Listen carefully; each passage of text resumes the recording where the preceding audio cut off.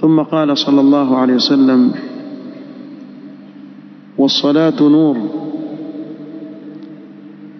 قيل المعنى أن من أجرها أن يجعل الله عز وجل نورا لصاحبها يوم القيامة. baadhi wanaoviona sema maana as-salatu nur ni kuwa Allah subhanahu wa ta'ala atamjaalia yule anayesali nuru siku ya kiyama,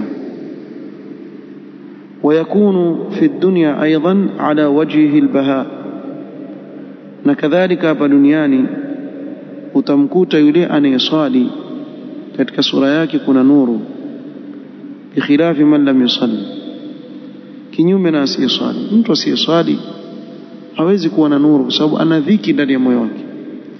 Na wewe jiangalie, ujipime vizuri, utaona kuwa kabla ya kuingia katika ibada ya sala, hata leo kwa mfano wewe waje kwa ajili ya salatu dhuhur, umeingia msikitini ukaswali, pale unapotoka baada ya kuswali wahisi ndani ya nafsi yako uko tofauti. Ni kama ulikuwa na dhiki, Allah subhanahu wa ta'ala akakuondolea. Ni kama ulikuwa na mzigo wa dhiki katika moyo, Allah amekuondolea kwa kuifanya ibada ya sala. Ndio kuona Allah subhanahu wa ta'ala kwa rehema zake akatuwekea hii ibada mara 5: asubuhi, adhuhuri, alasiri, maghrib na isha. Mtizame uso wa yule anayeswali, utaona ile nuru inayong'aa katika uso wake, kinyume na asiyeswali. Hata akijipaka kwa mafuta pia hamsaidii chochote,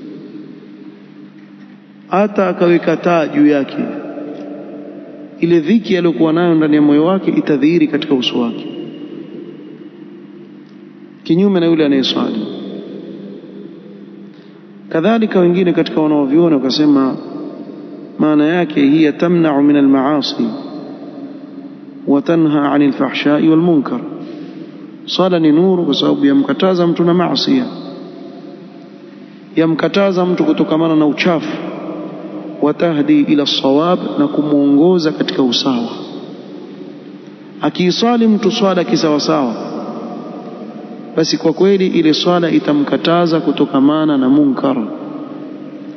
Mara nyingi kuna baadhi ya watu hushtaki kuwa mbona fulani yuswali swala 5 kwa jamaa, nimefanya naye biashara akanidhulumu katika biashara, na watu wengi walalamika kuhusu yeye, dhalim, afanya kadha afanya kadha. Kinachokuja hapa ni kuwa, je, ile swala yake aiswali vile ipasavyo kuswaliwa? Hapa ndio penye swala. Swala yake aiswali vipi?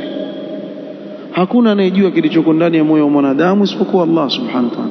Pengine ile swala iwe swali riaan.